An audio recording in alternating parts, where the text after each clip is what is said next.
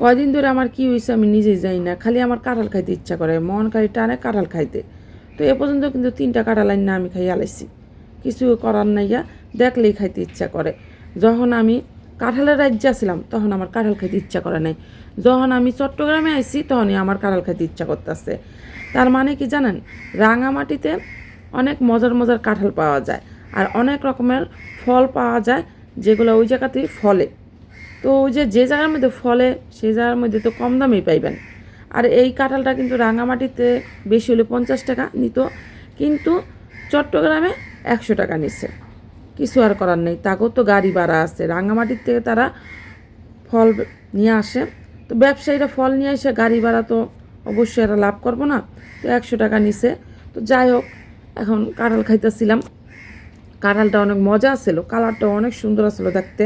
তো এদিকে কিন্তু আমার শাশুড়ির জন্য কিছু বিচি ফালাইয়া কাঁঠাল লইতেছিলাম, আর স্বামীর জন্য, স্বামী আর আমি খামু, জামাই বউ মিলা খামু মুড়ি দিয়া, আর শাশুড়ি দিমু রুটি দিয়া।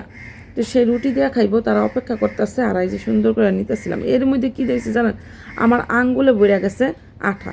তো আঠাগুলা সুন্দর করে আবার আমি তেল দিয়া পরিষ্কার করে নিলাম।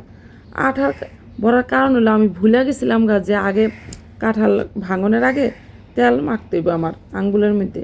তো যাই হোক, পরে যখন কাঁঠালটা ভাঙছি তারপরে দেখি অনেক আঠা আমার আঙ্গুলে লেগে আছে। তো এগুলো কিন্তু তেল দেওয়া সুন্দর করে কাপড় ভালো করে কাপড় দিয়ে মুচ্ছা মাচ্ছা নিলাম। আর এখন খাবো কাঁঠাল। ওরে কাঁঠাল গুড়া গুড়া, খালি কাঁঠালই খাইতে ইচ্ছা করতেছে। আমও খাইতেছি, কিন্তু কাঁঠালটা জানি কেন জানি মন খালি টানতেছে। আম খাইতে খাইতে মুখ ফিরে গেছে, তবুও ভাল লাগে আম খাইতে।